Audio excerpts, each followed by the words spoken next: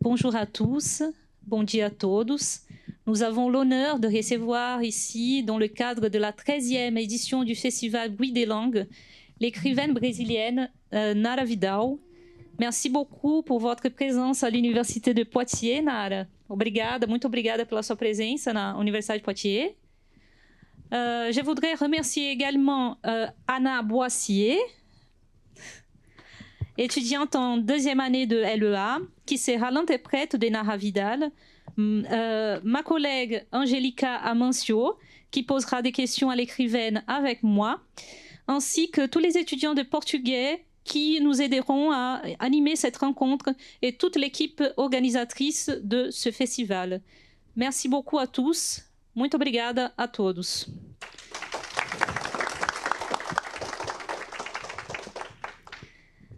Nara Vidal est née dans l'État brésilien du Minas Gerais. D'une écriture sèche, inconfortable, blessante, elle s'insère dans la nouvelle vague d'écrivains brésiliens perçus comme dérangeants. Son œuvre mène une enquête psychanalytique à la fois profonde et subtile sur la condition humaine et plus spécifiquement féminine à l'époque contemporaine, ainsi que sur l'identité nationale brésilienne marquée par l'esclavage et l'immigration. Diplômée en lettres de l'Université fédérale de Rio et titulaire d'un master en art de la London Metropolitan University, elle est écrivaine, traductrice et enseignante de portugais et d'anglais. En 2001, elle s'est installée en Angleterre où elle habite actuellement. Auteure des livres pour l'enfance et la jeunesse, elle a publié en 2018 son premier roman, Sorte, Sort, qui remporte en 2019 la 3e place au prix Océanus de littérature en langue portugaise. L'ouvrage a été publié également en néerlandais et en espagnol au Mexique. Mapas para Desaparecer, Carte pour disparaître, son dernier recueil de nouvelles, a été finaliste du Jabuti en 2021, le prix littéraire brésilien le plus prestigieux, l'équivalent du prix Goncourt au Brésil. En 2022, son nouveau roman, Eva, est sorti par la maison d'édition Todavia et son conte nouvelle Puro, Pur, va sortir par la maison d'édition Relógio d'Água encore cette année. Très active également dans le milieu éditorial, son travail en tant que rédactrice en chef du magazine littéraire Capitolina a été récompensé en 2020 par le prix APCA, l'Association des critiques d'art de l'État de São Paulo.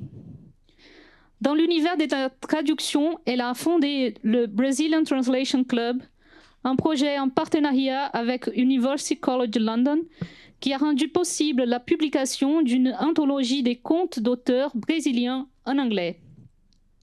Actuellement, elle est collaboratrice de la revue 541 et du journal Rascunho, brouillon en portugais, et chroniqueuse pour la revue Claudia et le journal A Tribuna de Minas, la Tribune de Minas. Je vais commencer notre conversation. Vamos começar a nossa conversa, Nara. Nara, vou ler um trecho do seu romance, Sorte, onde a gente vê uma imagem que condensa, na minha opinião, toda a potência literária dessa obra. Nara, je vais lire un extrait du roman Sorte, qui condense, à mon avis, toute la puissance littéraire de cet ouvrage. Donc l'extrait est là. Je cite. Les Celtes, qui habitaient de ce côté des terres moins fermes que la terre du continent, explorèrent le monde en bateau. Le vent, le froid, le brouillard couvraient les lieux que, imaginait-il, la foi et l'espérance éclaireraient. Une petite île se plaçait pourtant au milieu du chemin des expéditions. C'était Hy Brasil. L'emplacement de l'île était le plus brumeux, celui dont l'accès était des plus difficiles. De nombreux bateaux ont heurté la pointe des fers de l'île et ont coulé. Des milliers d'hommes sont morts dans des naufrages. La pointe des fers n'a jamais été visible parce qu'elle avait la même couleur de plomb que la mer du Nord. La fumée qui couvrait la masse continentale ne se dissipait qu'une fois tous les 7 ans. Celui qui réussissait à y arriver était avalé en 7 jours par le sable de l'île qui se transformait en monstre affamé et misérable. À chaque gorgée, il finissait par générer un autre monstre dans son intérieur dont il mettait 7 ans à accoucher. Le Brésil n'a jamais cessé d'être un fantasme. Fin de citação.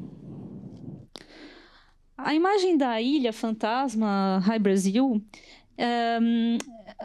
oriunda da mitologia celta, ela traz uma distopia associada ao imaginário do Brasil na sua obra. Eu gostaria de saber por que essa imagem atraiu a sua atenção e como ela é associada à história do romance Sorte.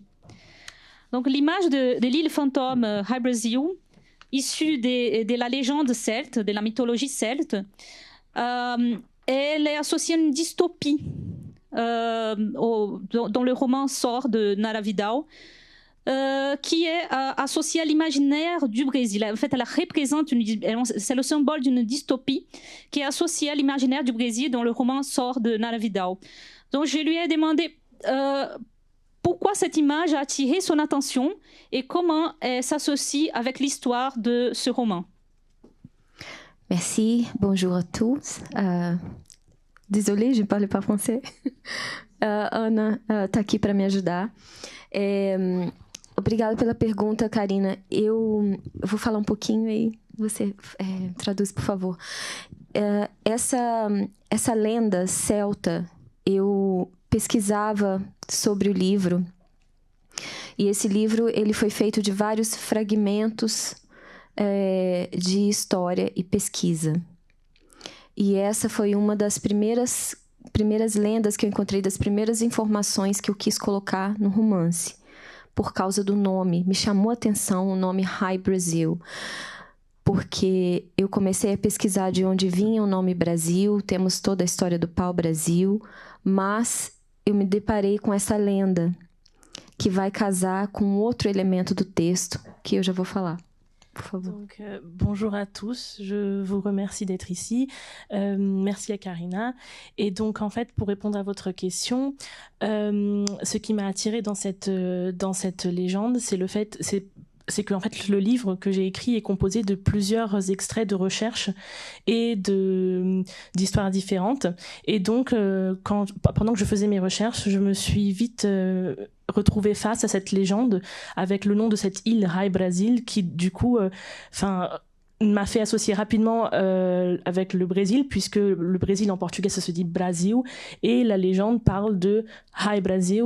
Et donc, j'ai commencé aussi à faire des recherches par rapport à l'origine du nom du pays Brésil, donc avec le pau-brasil, et donc c'est pour ça que ça m'a autant attiré l'attention. E aí, a partir dessa lenda, eu comecei a entender que eu podia pegar essa lenda e transformar num dos elementos da minha narrativa. Eu acho que essa lenda, além de tudo, ela é uma metáfora para o que o Brasil representa. O Brasil, como um dos países do Novo Mundo, é um país que atrai, os imigrantes têm uma ideia de Eldorado, um lugar melhor, um lugar para se viver, um lugar longe de conflitos, vários, mas que, na verdade, essa lenda ilustra exatamente esse engano, ou esse sonho, por ser exatamente um lugar que fica na fantasia, no imaginário, né, de quem deseja ir para um lugar melhor. Eu acho que o imaginário é exatamente esse lugar que tem essa boa vontade de imaginar um lugar melhor. Portanto, eu acho que é uma metáfora para o potencial, para as possibilidades, mas acaba sendo, em contrapartida, um lugar de problemas, um lugar de conflitos por muitos povos, muitas origens, muitas influências. Portanto, acaba sendo uma metáfora, né? Essa ilha tão atraente, mas que, na verdade, ela afunda e ela vira um fantasma no imaginário.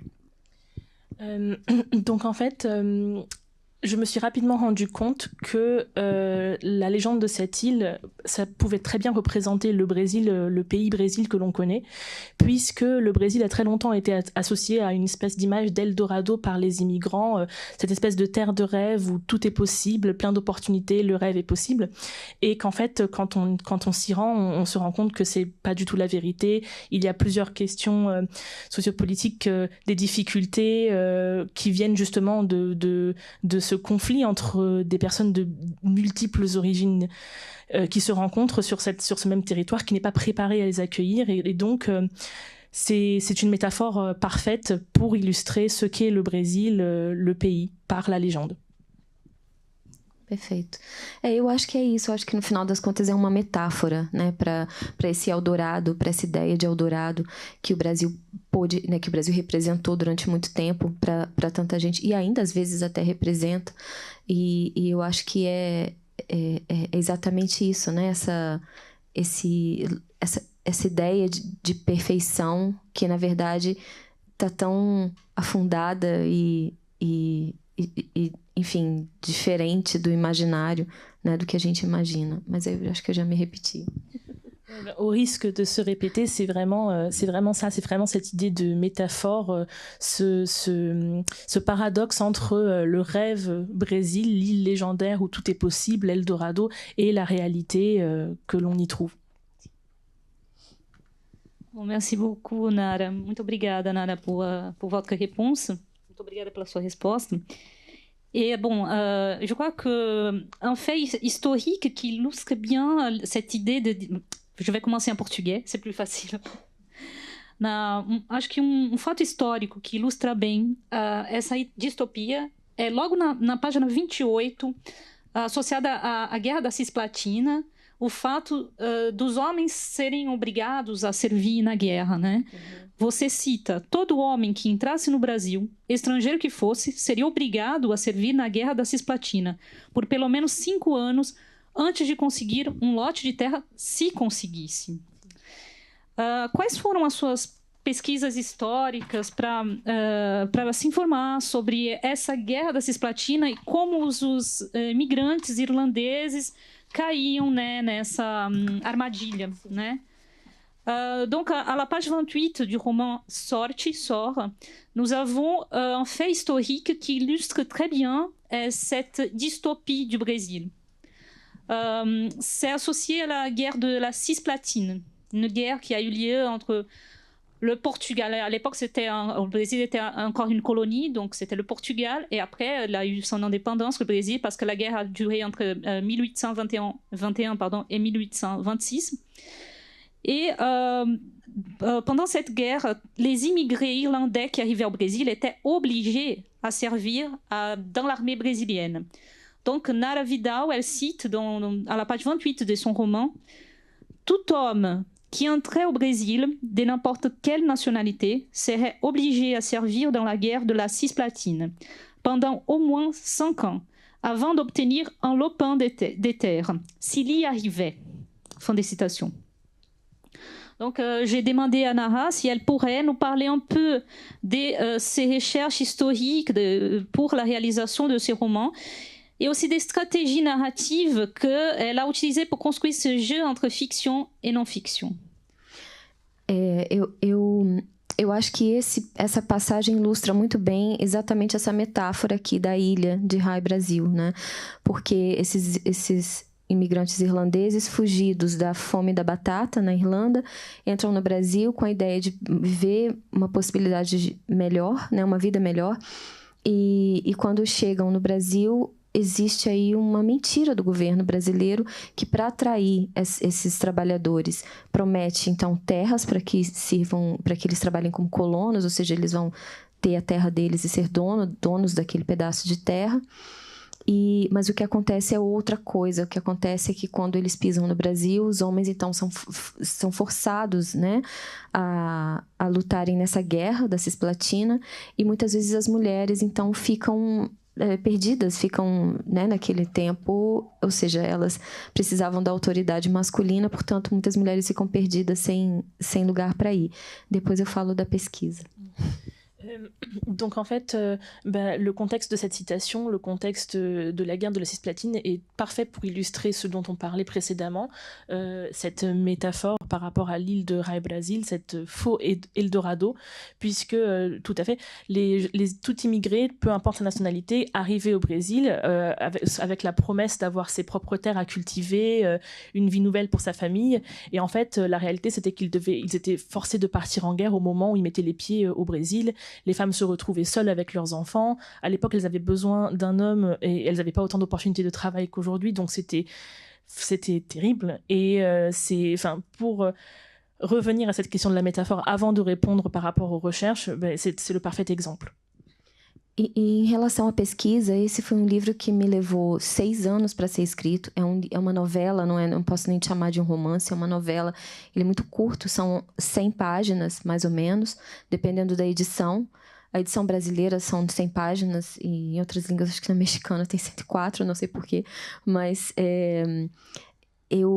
a pesquisa desse livro foi muito intensa, foram 6 anos pesquisando sobre essa história e tentando colocar junto elementos que então fizessem essa narrativa acontecer. E essas partes históricas, elas me caíram como, eu não posso dizer inspiração, mas como elementos que me possibilitaram explorar uma narrativa mais criativa, porque a história, ela nos fornece elementos para a escrita, mas o escritor de ficção não tem necessariamente que seguir a história, né? Isso seria um absurdo, ou seja, eu tenho a liberdade de escrever sobre o que eu quiser. Mas essas pesquisas, né, históricas, no caso, tem a Guerra da Cisplatina, tem a questão das pessoas escravizadas, tem vários elementos que me levaram aqui a fazer essa junção. Portanto, foi um trabalho de muita pesquisa intensa, profunda.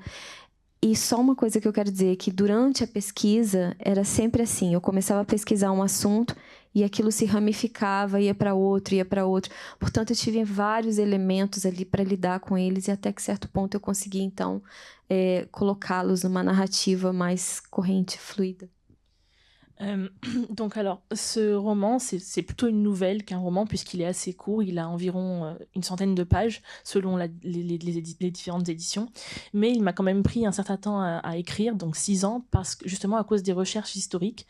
Il y a eu vraiment beaucoup de recherches, parce que je trouve qu'enrichir son récit avec des faits historiques, justement ça sert à donner un scénario, ça sert à enrichir, non pas qu'un auteur de fiction soit obligé de respecter les faits historiques, on est libre d'écrire ce qu'on veut, mais en cherchant à travers l'histoire, on peut trouver des éléments qui servent à enrichir le récit. Et la chose qui s'est passée avec moi, c'est que au fur et à mesure où je faisais des recherches, mes recherches se ramifiaient en plusieurs autres recherches, ce qui fait que ça a pris un temps beaucoup plus conséquent que ce que je pouvais imaginer. Et ce fut justement après 6 ans que j'ai pu regrouper ce tout et écrire mon livre. E também, só para complementar, eu gosto muito de história, eu sou uma pessoa que gosta muito de ler sobre história, registros históricos, e portanto, eu acho que a história nos apresenta, então, essas possibilidades de ficção, né? A gente pode ficcionalizar em cima da história. O meu próximo romance que sai esse ano, que se chama Puro, ele é sobre um dos momentos históricos no Brasil, que foi pouco falado, que é o período do eugenismo, né? Na eugenia no Brasil, no governo do Getúlio Vargas, década de 30, que na Constituição brasileira existia lá um artigo dizendo que todo brasileiro do bem, cidadão do bem, deveria ajudar o Brasil a se higienizar e se embranquecer. Ou seja, é tão absurdo quanto soa mesmo, né? Tão absurdo quanto parece. Um país como o nosso, e qualquer país que seja, enfim. Mas eu gosto muito de pegar esses elementos históricos e trazer para a ficção como um ponto de partida para provocar, para refletir sobre essas questões.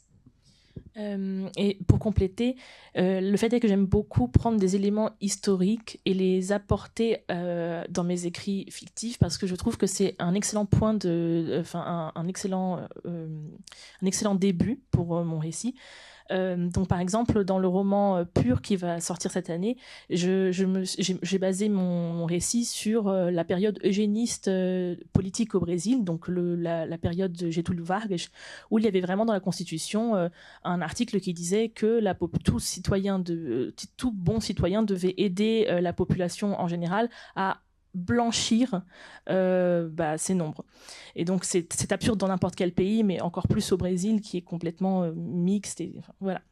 Et donc, juste pour compléter, vraiment, je trouve que c'est vraiment important pour moi de prendre des éléments historiques sur lesquels baser mes récits. Muito obrigada pela sua resposta, muito completa, Nara. Merci beaucoup pour votre réponse, très complète, Nara. Nara, o seu romance Eva pode ser considerado uma autobiografia da Eva, já que é em primeira pessoa e que ela começa pela sua infância e vai até uma morte simbólica, né, dela, né, mesma, ou um testemunho de todas as mulheres representadas por essa grande mãe das mulheres, a Eva, vítimas de violência, né, desde o primeiro momento da sua história. Donc, Nara, votre roman Eva, est-ce qu'il pourrait être considéré comme une autobiographie d'Eva dès son enfance jusqu'à sa mort symbolique, ou plutôt un témoignage de la violence contre toutes les femmes, parce que Eva, c'est la mère de toutes les femmes, la mère de la mère biblique. Posso falar, né? Eu acho que é uma ótima pergunta. Eu acho que o livro tem esses dois elementos. Eu acho que é uma combinação desses dois elementos. Eu vejo a história da Eva uma história de representação. Ela representa, sim, esse coletivo da mulher como essa mulher oprimida e reprimida, mas também, para que eu possa contar essa história coletiva, eu precisei dar um foco numa personagem bastante problemática. Portanto, nós acompanhamos uma personagem como se ela representasse vários de nós. C'est une excellente question, je vous remercie de me l'avoir posée. Alors, c'est un peu des deux éléments en même temps. Effectivement, l'histoire d'Eva raconte peut être décrite comme racontant l'histoire de toutes les femmes, ça symbolise toutes les femmes, mais j'avais besoin de me concentrer sur un personnage principal, Eva, et qui donc, à travers ce personnage, je peux raconter l'histoire de la réalité de plusieurs femmes, des milliers de femmes au Brésil. Portanto, eu acho que a Eva tem toda essa simbologia bíblica na nossa cultura ocidental, enfim, católica, e, bom, eu acho que a partir dela é interessante, porque eu tenho muitas leituras do Eva, né? Muitas pessoas leem o Eva e falam comigo sobre as próprias leituras. Então, e cada pessoa pega para si uma parte da Eva como um todo, ou por outro lado, algo bastante íntimo. Então, eu acho que, de uma maneira, a Eva acaba conversando, sendo mesmo tão complexa do jeito que ela é, eu acho que ela acaba conversando de várias formas e por vários momentos com cada um desses leitores. Je pense effectivement qu'on peut dire que ça représente toutes les femmes, puisqu'en fait j'ai plusieurs lecteurs et lectrices qui lisent le livre et qui font leur propre interprétation, donc il y a plusieurs interprétations possibles, et en fait je me rends compte que à chaque personne qui lit le livre va interpréter le personnage Eva de façon différente, et en fait c'est un personnage tellement complexe qu'il dialogue avec la réalité des différents lecteurs et lectrices, et de ce fait sa complexité le rend comment dire, l'a fait converser avec plusieurs lecteurs, l'a fait représenter des milliers de femmes en même temps. Obrigada, Nara. Merci beaucoup, Nara. Bon, une dernière question sur le roman Eva maintenant, en fait encore sur le roman Eva. L'héroïne... Bom, je vais poser la question en português d'abord, j'avais oublié. Bom, uma última pergunta para você sobre o romance Eva ainda. A heroína epônima, a Eva, ela tem uma relação interessante com a língua portuguesa. E eu sou professora de português, então é claro que isso chama, né, me chamou a atenção. E eu vou citar uma passagem que me tocou bastante, me doeu, né? Eu posso dizer que me doeu. A língua ilhada, a língua sozinha, este português. Então, e é interessante observar que a mãe da protagonista também era professora de português. Então, como a imagem da língua materna se associa com a imagem da figura materna no romance, né, Eva? Donc, j'ai posé une question à Nahar sur le roman Eva. Encore sur le roman Eva. Parce que l'héroïne éponyme de ces romans, elle est très cruelle avec sa propre langue maternelle, le portugais. Et bon, étant donné que je suis enseignante de portugais, ça m'a beaucoup touchée. Ça m'a fait mal, même. Donc, je cite. La langue isolée, la langue seule, ce portugais. Fin des citations. Et il est intéressant de remarquer que la mère de la protagoniste, Eva, était elle aussi professeure de portugais. Comment l'image de la langue maternelle est-elle associée à la figure materne dans le roman Eva? Obrigada, Karina. Essa questão da língua é interessante, porque é um dos elementos que faltam na Eva. Quer dizer, deixa eu colocar isso melhor. Na verdade, é um elemento que ela tem no livro, é o que ela tem para fazer, é o que ela tem para doar, e ao mesmo tempo é o que falta quem receba o que ela tem para doar. Porque ela não tem alunos, ela é uma pessoa que o trabalho dela não dá para ela sustento algum. E a Eva, das grandes características da Eva é o seguinte: tudo falta na Eva. Ela não tem nada. Ela não tem amigos, ela não tem a mãe, ela não tem dinheiro, ela não tem casa, ela não tem renda, ela não tem amizade, ela não tem nada, ela não tem comida. Ela não tem nada. O que ela tem, ninguém quer, que é essa língua. E em momento algum do livro eu comento onde ela mora, mas é claro que ela mora... Bom, no final ela mora em Londres, mas acho que naquele meio eu não cito precisamente o local onde ela mora. Mas a gente entende que ela mora num lugar onde ela ensina língua estrangeira. Então é interessante pensar no que ela tem, a única coisa que ela tem, o recurso que ela tem, até como meio de viver, é algo que não é suficiente. E faz dela essa pessoa ainda mais insuficiente nesse sentido. C'est une question très dure qui touche le personnage d'Eva, puisque en fait le seul recours, la seule chose que Eva elle a dans tout le roman, c'est la langue portugaise, c'est sa langue, et c'est une question identitaire, c'est quelque chose qu'elle a elle, mais c'est aussi quelque chose de matérialiste, d'économiste, puisque elle s'en sert pour vivre, elle s'en sert pour travailler, c'est son matériel de travail, son outil de travail, mais c'est assez marquant de remarquer qu'en fait c'est aussi elle est très incomplète parce qu'elle n'a que ça à donner et elle n'a personne à qui le donner. Donc c'est-à-dire qu'elle peine à trouver des élèves, elle peine à trouver des élèves qui veuillent apprendre le portugais et avec qui elle puisse échanger et qui puissent lui permettre de vivre finalement. Et donc je ne pense pas avoir spécifié où habitait Eva au milieu du livre, mais on peut comprendre qu'elle habite dans un contexte où elle enseigne les langues étrangères, même si à la fin elle finit à Londres. Et en fait c'est juste très dur de remarquer qu'en fait elle est isolée en elle-même, puisque le seul recours qu'elle a à échanger avec les autres, c'est celui que finalement personne ne veut. E só para complementar, eu acho que essa questão da língua também é interessante, porque nesse momento me faz pensar também na minha motivação para desenvolver essa questão da língua. Porque, claro, como estrangeiros que somos, ou imigrantes que somos, temos sempre a questão da língua muito presente, né? É uma constante na nossa vida.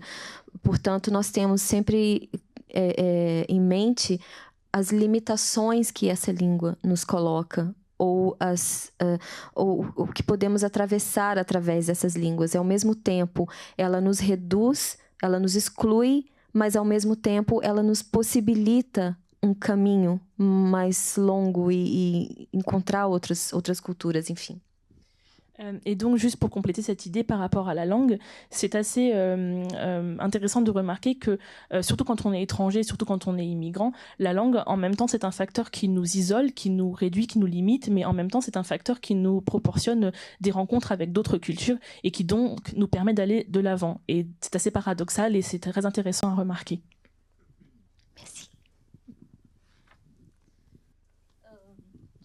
Merci. Bom, je remercie énormément Nahar, agradeço enormemente a Nara et je crois que ça a très bien fini, mes questions ont très bien fini. Minhas questões terminaram muito bem. Je passe la parole maintenant à ma collègue, à Angélica Mâncio. Passo a palavra agora à minha colega, Angélica Mâncio. Bonjour, vous m'entendez bien? Oui? Boa tarde, Nara. Eu vou aproveitar o gancho dessa questão para lhe fazer também uma pergunta sobre a língua portuguesa. Parece que você tornou uma espécie de embaixadora do português no Reino Unido e na Europa, e a gente agradece por isso, aliás. E eu gostaria de saber, então, quais são os desafios de se ter como língua de trabalho um idioma ainda hoje considerado péripérico, ou semi-périphérique. Donc, j'aimerais profiter de la dernière question pour vous imposer une autre concernant la langue portugaise. Il me semble que vous êtes devenue une sorte d'ambassadrice de la langue portugaise au Royaume-Uni et en Europe. Il nous faut d'ailleurs vous remercier pour cela. Donc, quels sont les défis d'avoir comme outil de travail une langue qui est toujours considérée comme périphérique? Obrigada. Eu não acho que eu mereço esse título, você entende? Eu acho que há muitas questões aí, né? Assim, eu posso, porque também temos o tempo curto, mas eu acho que eu posso comentar que exatamente por ser imigrante, né? Na minha casa falamos português, mas falamos também inglês. Ou seja, eu tenho 2 filhos, eles falam português comigo, mas inglês com todo o resto. Então, é uma língua de muito domínio, uma língua muito dominante. E ela só sobrevive por minha causa, né? Naquele núcleo familiar. E eu acho que a língua, a gente sabe, se vocês estudam línguas também, vocês vão saber, a língua ela nunca existe por si só. A língua precisa de apoios, né, que são os elementos culturais, né, que são as artes, a cultura popular também faz parte das artes. Portanto, eu acho que eu quis trazer para mim algo que me fixasse a um lugar que eu não queria perder. Alors, donc, je ne pense pas mériter ce titre, donc d'ambassadrice de la langue portugaise, mais je comprends pourquoi vous le dites. Et en fait, ce qui se passe, c'est que en vivant à Londres, mes enfants sont nés en Angleterre, et ils grandissent à Londres et tout ça. Enfin, ils parlent l'anglais avec le monde entier. Enfin, le reste, tout l'environnement en dehors, mais portugais qu'avec moi. Et donc, c'est une langue très, très dominatrice. C'est une langue qui domine toute leur vie, excepté à la maison où le portugais survit grâce à moi, puisque je ne parle qu'en portugais avec mes enfants. Et je trouve ça très important, puisque les langues, elles n'existent pas d'elles-mêmes. Vous qui étudiez les langues le savez, les langues n'existent pas d'elles-mêmes. Elles ont besoin d'appui culturel, elles ont besoin d'être parlées. Et c'est pour ça que j'ai voulu maintenir cet élément dans ma vie, même en étant en Angleterre. Só para complementar, eu acho que eu pareci meio generosa, mas não é verdade. Eu sou mesmo, é o mesmo egoísmo meu trazer essa língua, porque para mim é muito importante ter essa constante identificação com quem eu sou. Ou seja, ainda que eu more na Inglaterra já há 21 anos, eu não escrevo, não faço uma escrita criativa, não escrevo ficção em outra língua que não seja a minha materna. Então, eu acho que isso é um exemplo, né, do quão eu preciso dessa língua ainda, do quanto que ela é, para mim, ainda fundamental para a minha própria expressão identitária. Juste pour compléter, je me suis rendu compte que j'ai pu paraître un peu condescendante, généreuse, mais ce que j'ai voulu dire, c'est que la langue portugaise, c'est plutôt un aspect égoïste de ma personnalité, puisque la langue portugaise, c'est lié à mon identité. Et si je choisis de continuer de parler cette langue chez moi, de l'écrire, c'est vraiment parce que c'est en relation avec mon identité, ma seule façon de m'exprimer. Je ne vais pas écrire de la fiction en anglais ou des livres en anglais. Pour m'exprimer, j'utilise ma langue maternelle, le portugais. Muito obrigada. Você também é tradutora e a gente sabe que a profissão de tradutor é um tanto solitária. Então, eu gostaria de saber se foi por esse motivo que você criou o Brazilian Translation Club. Você pode nos falar um pouco sobre esse projeto coletivo que rendeu, inclusive, a publicação de uma antologia de contos brasileiros em inglês? On sait que le métier du traducteur est plutôt solitaire. Est-ce que c'est pour cela que vous avez créé le Brazilian Translation Club? Pouvez-vous nous en parler un peu plus sur ce projet collectif qui a même valu la publication d'une anthologie des contes brésiliens en anglais? Enquanto você me fazia essa pergunta, eu fiquei pensando, mas que trabalho será que eu faço que não é solitário? Eu de professora, talvez não seja tão... Eu acho que o trabalho de tradução é muito solitário e demanda muito tempo, muita paciência, né, para que seja executado. É um trabalho que eu gosto muito de fazer, tradução literária, e eu acho que tem duas questões no Brazilian Translation Club, que foi criado, foi uma ideia minha e foi uma ideia acolhida pela University College London, e essa ideia era exatamente esses dois pontos. Um era trazer ou proporcionar aos tradutores, estudantes da graduação que trabalhassem tradução literária do português para o inglês. E a outra questão era ainda um pouco maior, que era mais ampla, no caso, que era tentar criar um canal de divulgação de literatura contemporânea brasileira na Inglaterra, que é muito reduzido. Pendant que vous me posiez cette question, je me suis demandé quel métier que je pratique n'est pas solitaire. Peut-être simplement celui de professeur, puisque j'ai besoin de mes élèves. Mais oui, effectivement, le métier de traducteur est très solitaire, puisque ça demande beaucoup de patience et beaucoup de temps. On est chez soi à traduire jusqu'à ce qu'on a fini. Et donc, effectivement, c'est l'une des raisons pour lesquelles j'ai créé le Brazilian Translation Club, pour que les jeunes traducteurs aient une base sur laquelle s'appuyer, retrouver d'autres traducteurs. Mais c'est la deuxième raison pour laquelle j'ai créé ce club, qui est peut-être un peu plus ambitieuse. C'est vraiment créer une chaîne de diffusion, un média de diffusion de la littérature brésilienne contemporaine en Angleterre, qui est assez réduit finalement.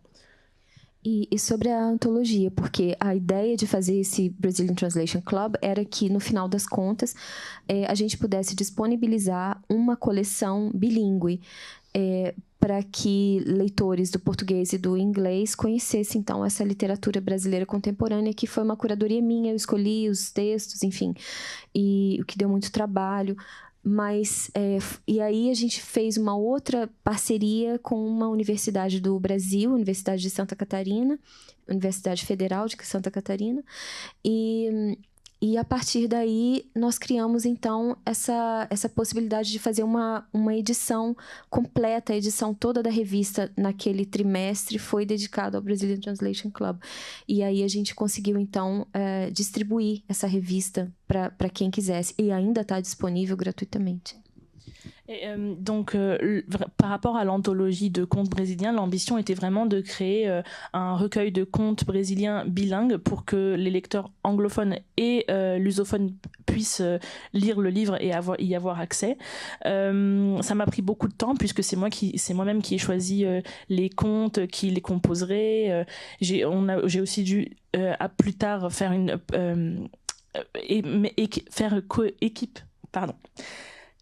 faire équipe. Désolée, j'ai un trou. J'ai aussi dû créer une relation partenariale avec l'université de Santa Catarina. Et donc, juste pour vous dire que l'anthologie est disponible gratuitement pour tous ceux qui s'intéressent à la lire. Voilà, désolée. Non. Eu acho que é isso, né? Assim, eu acho que é uma maneira interessante. Aliás, eu gostaria muito de ver essa iniciativa em outros lugares do mundo, né? Para que a literatura fosse, então, mais divulgada, literatura contemporânea. Porque muitas vezes nós vemos a tradução de clássicos, né? Isso sim, nós temos alguns clássicos traduzidos. Jorge Amado, Clarice Lispector, Machado de Assis, estão em livrarias, em edições muito bonitas em inglês. Mas os meus colegas, as nossas produções ficam muito reduzidas ao mercado brasileiro e às vezes chega até Portugal, mas também não é muito comum. Et c'était vraiment aussi pour diffuser la littérature brésilienne en dehors du Brésil, puisque même si on a certains grands noms qui arrivent à atteindre le Portugal et certains autres pays, je pense par exemple que Machado de Assis atteint le Portugal, peut-être la France aussi, mais c'est pas très courant. Et donc c'était une façon de diffuser aussi les grands noms de la littérature brésilienne ailleurs qu'au Brésil et qu'au Portugal. Você também atua no mercado editorial de outras formas, você colabora com revistas como 451, você é colunista de jornais como Rascunho, editora e fundadora da revista Capitolina, que ganhou um prêmio da Associação Paulista de Críticos de Arte. Então, de onde vem a inspiração para criar essa revista, em primeiro lugar, e de onde você tira tanta energia para mantê-la em atividade, já que ela é gratuita, ela é totalmente um trabalho volontário, fruto de trabalho inteiramente volontário. Donc, je lui demandais comment elle prend de rôle aussi dans le marché éditorial. Elle collabore à des revues comme 451. Elle est chroniqueuse dans des journaux comme Rascunho, ainsi qu'éditrice et fondatrice de la revue Capitoline. Je vous rappelle, cette revue, elle a remporté un prix de l'Association des critiques d'art de la ville de São Paulo en 2020. Donc, je voulais savoir d'où est venue l'inspiration pour créer cette revue et d'où vient l'énergie nécessaire pour la maintenir, sachant qu'il s'agit d'une publication gratuite de travail volontaire. A energia, eu tomo vitamina todos os dias. Eu acho que, bom, por exemplo, a revista 451 é uma revista excelente, se vocês quiserem conhecer. Ela é impressa, mas ela também tem online. Ela tem vários artigos, várias matérias que são gratuitos, então vocês podem ver. E é uma revista basicamente de ensaios. Eu gosto muito de escrever ensaio, então eu faço essas propostas de pautas para 451. Então eu já escrevi sobre vários temas, vários escritores. Eu escrevo muito sobre Shakespeare, que é um autor que eu estudo há muito tempo. E também, bom, depois eu falo da Capitolina. Alors, donc, pour l'énergie, sachez que je prends des vitamines tous les jours, ça me fait du bien. Et pour la revue 451, la revue, donc, si je peux me permettre de traduire le titre pour que vous puissiez le comprendre, c'est 451. C'est une revue qui est composée de plusieurs articles, notamment, la plupart, ce sont des essais, parce que j'aime beaucoup écrire des essais, et sur plusieurs thèmes, mais aussi sur des écrivains, comme mon préféré, Shakespeare. J'aime beaucoup Shakespeare, donc j'écris beaucoup d'essais sur Shakespeare, et c'est un travail volontaire. Elle est, enfin, si vous pouvez la voir, elle est disponible en PDF sur internet, elle est complètement gratuite, donc si ça vous intéresse, n'hésitez pas. E a Capitolina nasceu durante a pandemia. Muita coisa nasceu durante a pandemia, né? Muita coisa. E a Capitolina foi exatamente uma ideia que eu tive para continuar uma atividade que fosse ligada, de novo, à literatura, que não falasse necessariamente sobre o momento sombrio que vivíamos, e que fosse mesmo uma pausa, um respiro criativo, artístico, para que as pessoas, então, enviassem seus textos e fossem disponibilizados nessa plataforma. Mas eu comecei, assim, de uma forma totalmente despretensiosa, e acabou que muita gente interessante, muitos nomes que eu admiro muito no Brasil, começaram, então, a colaborar com a revista, e acabou virando uma publicação que muita gente gostou dela, ou seja, eu também acabei entendendo que eu gostava muito de fazer o trabalho de edição. Eu tive muito prazer fazendo essa revista. Ela tá parada porque não há tempo para tudo, mas eu tenho muitos projetos agora, então eu tive que parar durante um tempo, mas é uma revista que veio mesmo com um respiro, uma pausa para aquele momento e deu certo.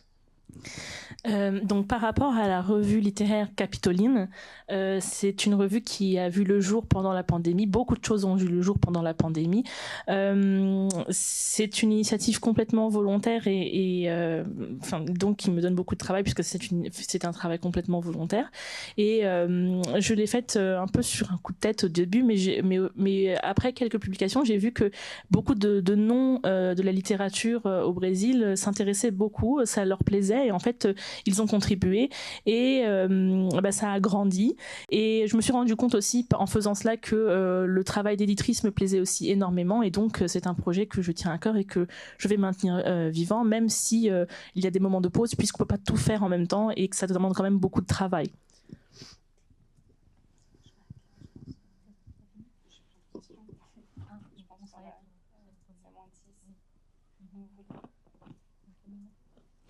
Donc, je dois m'arrêter là, malheureusement. J'ai plein de questions. Mais bon, ça sera pour la prochaine fois parce que on a d'autres activités prévues. Bon, donc, on ouvre maintenant l'espace aux questions du public.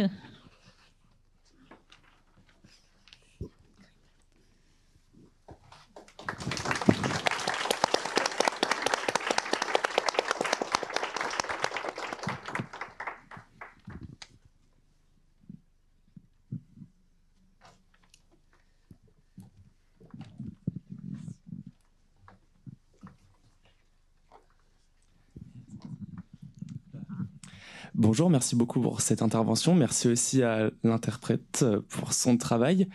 J'ai remarqué que dans vos livres, d'après cette présentation, vous parlez de beaucoup de sujets historiques importants et graves, comme par exemple cette constitutionnalisation au Brésil de l'eugénisme dans le passé.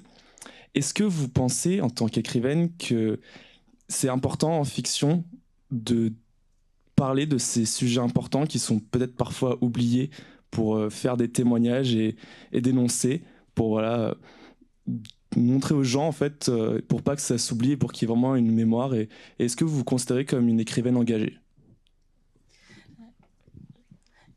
Então, muito obrigada, Nara, pela sua intervenção. Obrigada também à intérprete pelo seu trabalho. Eu percebi que nas suas obras você faz muitas referências a fatos históricos de muita gravidade, como, por exemplo, a constitucionalização da eugenia no Brasil. E eu gostaria de saber se você pensa, enquanto escritora, que existe um dever de memória que deve ser cumprido, mesmo na ficção, sobre fatos para impedir que sejam esquecidos. Muito obrigada pela sua pergunta. Tem algumas questões aí. Primeiro de tudo, eu acho que nós, como escritores e agentes políticos que somos, estamos sempre preocupados com essas questões.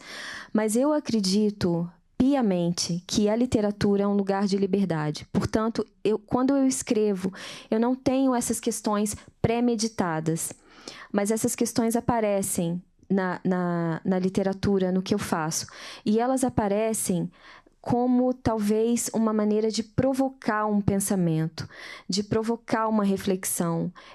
Como qualquer obra de arte, você vê um quadro, você vê um filme, você vê uma peça de teatro, uma dança, essas manifestações artísticas, elas nos enriquecem a partir de como elas nos provocam pensamentos. E essas provocações, esses pensamentos, que nos perturbam às vezes, servem como fundamento para debates. Eu acho que o debate é a maior questão, né? Esses livros servem para aumentar o debate, para enriquecer o debate. Mas não é de uma forma premeditada, mas também não é de uma forma ingênua. Donc je vous remercie de votre question. Alors je pense tout d'abord que tous les écrivains se soucient de façon générale de ce genre de questions, de devoirs de mémoire. Mais en tout cas, pour moi, ce n'est pas du tout prémédité. Je pense tout d'abord que la littérature est un endroit de liberté, de grande liberté.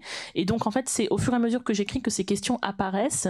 Et quand elles apparaissent, je ne me gêne pas d'en parler. Puisque, en fait, l'art, en général, toutes les manifestations d'art provoquent la réflexion, provoquent des pensées, même les tableaux, le théâtre et tout ça. Et en fait, ça sert à provoquer des pensées et à baser des débats, donc à générer des débats.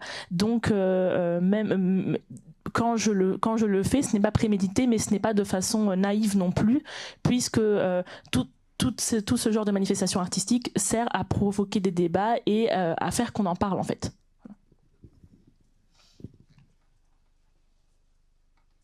Deparava o Alfredo, marido da Rose, e ele na volta. Aos poucos, as cortinas começaram a se abrir e eu via de uma estreita greta gato, uma xícara, piano. Passei também a ver a Rose dançando. Com o tempo, além das cortinas, as janelas se abriram. Rose passou a cantar. Antes de se esquecer de tudo e de perder o marido, era tão sisuda. Não falava com ninguém. Mal saía de casa. Já entrava de novo com as poucas compras de mercado num pacote de papel. Às vezes, tinha jornal nas mãos, mas nunca tinha bom dia que fosse.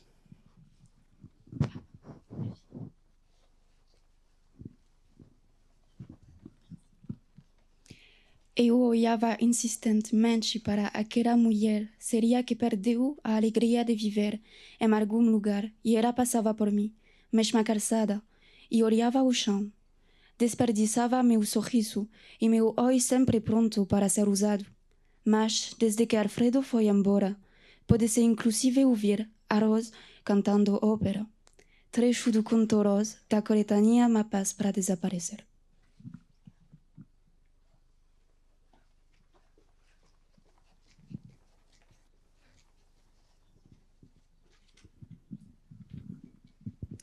Ils ont pris Alfredo, le mari de Rose, et il n'est pas revenu. Petit à petit, les rideaux ont commencé à s'ouvrir et je pouvais voir, par une fente étroite, un chat, une tasse et un piano. J'ai aussi commencé à apercevoir Rose en train de danser. Avec le temps, en plus des rideaux, les fenêtres se sont ouvertes aussi. Rose a commencé à chanter. Avant de tout oublier et de perdre son mari, elle était tellement sérieuse qu'elle ne parlait à personne. Dès qu'elle sortait de la maison, elle revenait avec ses quelques achats du marché emballés dans des sacs en papier. Parfois, elle tenait dans ses mains un journal, mais malgré cela, ce n'était jamais une bonne journée.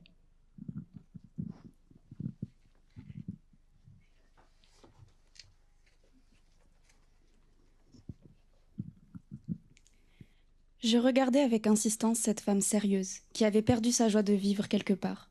Et elle passait devant moi, sur le même trottoir, et elle regardait le sol. Mon sourire et mes bonjours, toujours suspendus au bout de mes lèvres, étaient, avec elle, gaspillés. Depuis qu'Alfredo est parti, maintenant, on peut entendre Rose chanter de l'opéra. Extrait du conte Rose du recueil Carte pour disparaître.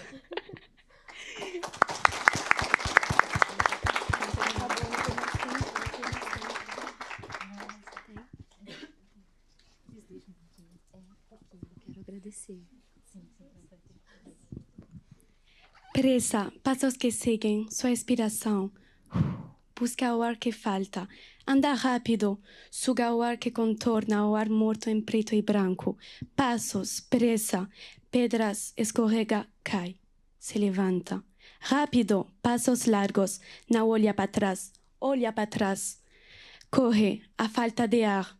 A casa ainda está longe. É um animal, vai ser capturado. Abutres comem carniça. Morte. Corre, não tropeça. Corre, passos em convulsão. Tropeça. Pedregulhos grudam no suor das mãos. Levanta, respiração ofegante. Corre, escapa por entre os dedos. Grita, corre mais. Toque, cale-se. Silêncio. Silêncio, Carmen. Silêncio, porra. Trecho do conto Carmen Extravio da coletânea Mapas para Desaparecer. Elle est pressée. des pas qui suivent, son expiration. Elle cherche l'air qui manque, elle marche vite. Elle aspire l'air qui contourne l'air mort en noir et blanc. Des pas, elle est pressée, des pierres. Elle glisse, elle tombe, elle se relève, vite, de grands pas. Ne regarde pas en arrière, regarde en arrière, cours. Le manque d'air, la maison est encore loin, c'est une bête. Elle va être capturée, des charognards mangent la chair morte, la mort. Elle court, ne trébuche pas, elle court. Des pas en convulsion, elle trébuche. Des cailloux collent à la sueur des mains, elle se lève, respiration haletante. Elle court, elle échappe entre les doigts, elle crie, elle court plus, on la touche. Tais-toi, silence. Silence, Carmen. Silence, putain. Et c'est un extrait issu du recueil de Cartes pour disparaître, et c'est Carmen.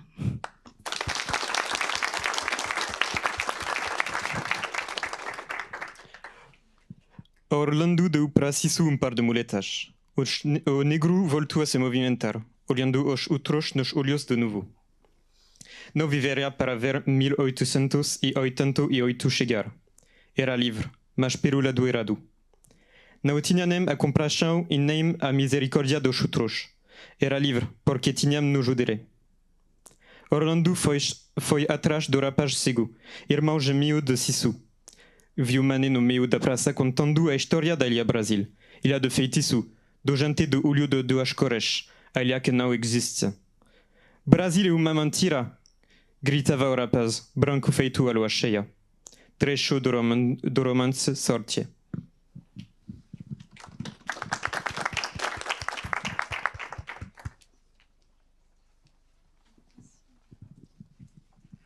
Orlando donna à Sisu une paire de béquilles. L'homme noir recommença à se déplacer, regardant les autres, dans les yeux, comme autrefois. Il ne verrait pas arriver 1888. Il était libre, mais du mauvais côté. Il n'avait ni la compassion, ni la pitié des autres. Il était libre parce qu'ils étaient dégoûtés de lui. Orlando poursuivit le garçon aveugle, le frère jumeau de Sisu. Il entendit Mané, au milieu de la place, raconter l'histoire de l'île Brasil, une île de sortilèges, de gens aux yeux bicolores, l'île qui n'existe pas. « Le Brésil est un mensonge !» criait le garçon, blanc comme la pleine lune.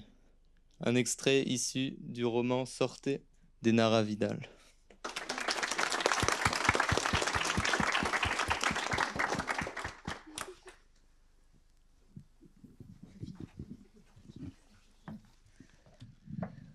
Bon, donc, je voudrais remercier encore une fois tous les étudiants qui ont fait ces lectures, à toute l'équipe organisatrice du festival Bruit des langues à cette 13e édition, et surtout à Anna Boissier, l'interprète d'Enara Vidal, à ma collègue Angélica Mancio, et bien sûr à notre chère écrivaine Nara Vidal, qui nous a beaucoup appris pendant cette courte séance et ce court séjour à l'université de Poitiers. Obrigada. Eu queria antes só agradecer rapidinho.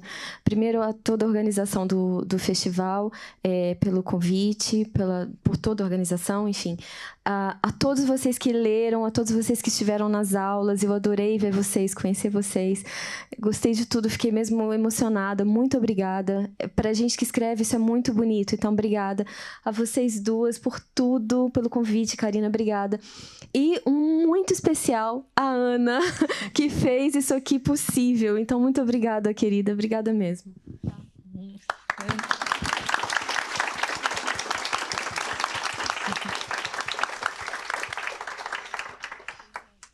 Du coup, je pense que vous avez compris par le ton, mais quand même, juste pour être très clair, Nara vous remercie infiniment de toute l'organisation, de l'invitation, des lectures qui ont été faites, vraiment de l'opportunité d'être ici, ça la touche beaucoup. Vous avez vraiment beaucoup touché son cœur et elle a adoré vous rencontrer. Donc voilà, merci à tous.